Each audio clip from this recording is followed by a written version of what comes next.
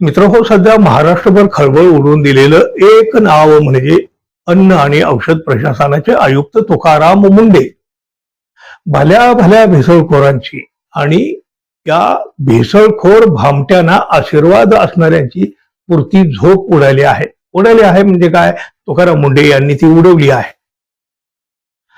शासन आणि प्रशासनाच्या दुर्लक्षामुळं आजवर भेसळीचं आणि आरोग्याला अपाय करणारं अन्न लोकांच्या पोटात जात राहिलं. तुकाराम मुंढे यांच्या या धडाकेबाज कारवाईमुळे हे सगळं आता आपल्या लक्षात आलं.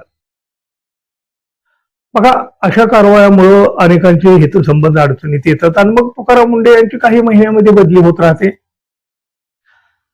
आता तरी ही बदली होऊ नये यासाठी जनतेचाच रेटा वाढलेला आहे. त्यामुळं कुठल्या मंत्र्यांची, कुठल्या नेत्याची इच्छा असली तरी सुद्धा तुकाराम मुंढे यांना हात लावायचं धाडस कोणी करणार नाही असं वाटतं. तरी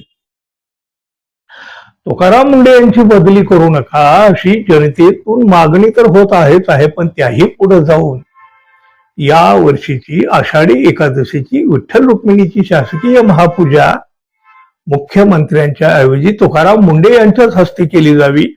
हा बहुमान मुख्यमंत्र्यांच्या ऐवजी मुंढे यांना दिला जावा अशी मागणी जोर धरू लागलेली आहे. धडक आणि प्रामाणिक कामगिरीमुळे राज्यातील जनता तुकाराम मुंढे यांना आपला खरा हिरो मानत आहे. Real hero. सोशल मीडियावर सुद्धा त्यांच्या कामगिरीचं प्रचंड कौतुक होत आहे. त्यांच्या या जनहितैषी कार्याचा योग्य सन्मान होणं गरजेचं आहे अशी भूमिका सत्यशोधक वारकरी महासंघानं मांडलेली आहे. मुख्यमंत्री देवेंद्र फडणवीस हे या मागणीची कितपत दखल घेतील हे पाहावं लागेल. पण ठाकरे शिवसेनेचे आमदार आदित्य ठाकरे यांनी मात्र तुकाराम मुंढे यांच्या धडाकेबाज कारवाईचं कौतुक करताना तुकाराम मुंढे यांच्यावर निवडणूक आयुक्त पदाची जबाबदारी द्यावी अशी मागणी केली. तुकाराम मुंढे यांना निवडणूक आयोगात आणलं तर जसं आज भेसळयुक्त दूध आणि इतर भेसळीचे प्रकार समोर येत आहेत ना, तसाच भेसळयुक्त भाजपाही दिसायला लागेल. अडवाणी, अटल बिहारी वाजपेयी, गोपीनाथ मुंडे आणि प्रमोद महाजन यांच्या काळातील भाजप वेगळी होती. आता पक्षात मिक्सिंग आणि इथेनॉल मिक्सिंग मधले चेहरे दिसत आहेत असा टोला सुद्धा त्यांनी लावला.